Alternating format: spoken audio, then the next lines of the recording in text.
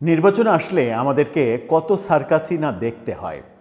Circus এক ধরনের তৈরি হয় এবং জনগণ সেই সার্কাস দেখে নানাভাবে আনন্দিত হয় এবং বলা যায় যে মজা নেয়। সার্কাসগুলো সাধারণত নির্বাচনের প্রার্থীরা করেন, প্রার্থীদের সমর্থক তো নয়, কর্মীরা অনেক সময় এই সার্কাসগুলোর জন্ম দেন। এবারে নতুন একটা সার্কাসের জন্ম হয়েছে, সেই জন্মটা হয়েছে আমরা দেখেছি লক্ষ্মীপুরে। লক্ষ্মীপুরে ছেলে এনসিপির নেতা, ছেলে এনসিপির বড় নেতা এবং এনসিপি থেকে সেখানে তিনি নির্বাচন করছেন। বাবা বিএনপির নেতা, সুতরাং বাবা বিএনপির ধানের শীষে ভোট চাইছেন। অন্য ছেলে নতুন দল করার জন্য বসে আছেন। এখন পর্যন্ত দলের নাম যেহেতু ঘোষণা করা হয়নি, সেহেতু একই বাড়িতে তিনটি রাজনৈতিক দল এই মুহূর্তে বলা যাচ্ছে না। হয়তো কয়েকদিন পরে এটা বলাও যাবে যে একই বাড়িতে তিনটি রাজনৈতিক দল। এর আগে আমরা দেখেছি যে এনসিপির আরেক নেতা হান্নান মাসুদ, তিনি নির্বাচনে দাঁড়িয়েছেন, তার বাবাও আরেকটা দল থেকে নির্বাচনে দাঁড়িয়েছেন। মূলত মিডিয়ার মনোযোগ আকর্ষণ করার জন্যই এই ধরনের স্ট্যান্ডবাজি, এই ধরনের সার্কাসগুলো করা হয় কি না সেই প্রশ্ন আসতেই পারে। বলছি সাবেক উপদেষ্টা মাহফুজ আলমের ভাই মাহবুব আলম এবং তার বাবার কথা। ব্যাপারটা একেবারে বলা যায় যে একেবারে মেটিকুলাস ডিজাইনের ব্যাপার। এই অসাধারণ ডিজাইনটা আমার মনে হয় যে সাধারণ মানুষের পক্ষে সম্ভব নয়। মাহবুব আলম শাপলাকলির নির্বাচন করছেন আর বাবা ধানের শীষের ভোট চাইছেন। লক্ষ্মীপুরে এই ঘটনাটা ঘটেছে, ছবি সহ গণমাধ্যমে নিউজ হয়েছে এই ব্যাপারে এবং চাঞ্চল্যের সৃষ্টি হয়েছে। চলুন একটু জেনে দেখি কি বলছেন তারা দুজন এবং কি ঘটল লক্ষ্মীপুর এক আসনে। থাকবেন পলিটিক্স টিভির নিয়মিত আয়োজনে।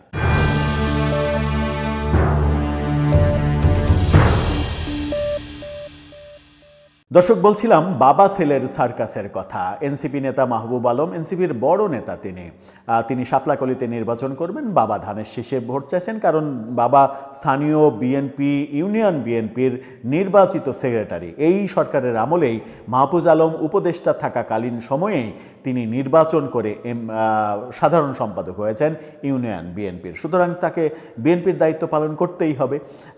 মজার ঘটনার খবরটা দিচ্ছে গণমাধ্যমের শিরোনামটা দেখে নিন। সেখানে বলা হচ্ছে ছেলে এনসিপির এমপি প্রার্থী, বাবা ভোট চান ধানের শীষে। লক্ষ্মীপুর এক আসনে এনসিপির শাপলাকলি প্রতীকে প্রার্থী মাহবুব আলম এবারের নির্বাচনে 10 দলীয় জোটের পক্ষে নির্বাচন করছেন। সাবেক উপদেষ্টা মাহফুজ আলমের ভাই তিনি, বড় ভাই তিনি। অন্যদিকে তার বাবা আজিজুর রহমান বাচ্চু মোল্লা 4 নম্বর ইসাপুর ইউনিয়ন বিএনপির সাধারণ সম্পাদক এবং দীর্ঘদিন ধরে দলটির রাজনীতির সঙ্গে যুক্ত। ছেলে জাতীয় নাগরিক পার্টি এনসিপির প্রার্থী হিসেবে নির্বাচনে অংশ নিচ্ছেন, অথচ বাবা স্বয়ংক্রিয়ভাবে বিভিন্ন জায়গায় ধানের শীষের ভোট চেয়ে বেড়াচ্ছেন। স্থানীয় সূত্র বলছে যে গতকালকে দুপুর থেকে সন্ধ্যা পর্যন্ত আজিজুর রহমান বাচ্চু মোল্লা রামগঞ্জ উপজেলার ইসাপুর ইউনিয়নের বিভিন্ন এলাকায় বিএনপির প্রার্থী শাহাদত হোসেন সেলিমের সঙ্গে একাধিক পথসভায় অংশ নেন। এসব সভায় তিনি ধানের শীষ প্রতীকে ভোট চেয়ে বক্তব্যও দিয়েছেন। হ্যাঁ, আজিজুর রহমান বাচ্চু মোল্লা জানান, রাজনীতি তার আদর্শ ও অবস্থানের জায়গা। খুবই গুরুত্বপূর্ণ কথা। তার রাজনীতি হচ্ছে তার আদর্শ এবং অবস্থানের জায়গা। ব্যক্তিগত সম্পর্কের কারণে রাজনৈতিক অবস্থান পরিবর্তনের সুযোগ নেই বলেই তিনি বিএনপির প্রার্থীর পক্ষে মাঠে রয়েছেন। ব্যক্তিগত সম্পর্কের কারণে রাজনৈতিক ব্যাপারে কোনো ধরনের স্যাক্রিফাইস করার স্কোপ নেই। ছেলে বাবা সম্পর্ক হচ্ছে এটা, তিনি বলছেন ব্যক্তিগত সম্পর্কের কারণে। ব্যাপারটা যদি প্রেম ঘটিত ব্যাপার হতো, যে প্রেমিক প্রেমিকার সম্পর্ক, এই সম্পর্কের কারণে কিংবা মানে পাড়া প্রতিবেশী কিংবা আত্মীয় স্বজন কিংবা শ্বশুর জামাই, ব্যাপারগুলো এরকম একটু দূরের আর কেউ হলে তাহলে একটা ব্যাপার ছিল। তার ঔরসজাত সন্তান, তার ব্যাপারে তিনি মন্তব্য করছেন ব্যক্তিগত সম্পর্কের কারণে রাজনীতি থেকে সরে যাওয়ার কোনো স্কোপ নেই। তিনি বলছেন যে নেই বলেই তিনি বিএনপির প্রার্থীর পক্ষে মাঠে রয়েছেন এবং তিনি থাকবেন। তবে বাবা হিসেবে ছেলের জন্য দোয়া করেন বলেও উল্লেখ করেছেন। মানে বাবার দোয়াতেই ছেলে জিতে যাবে।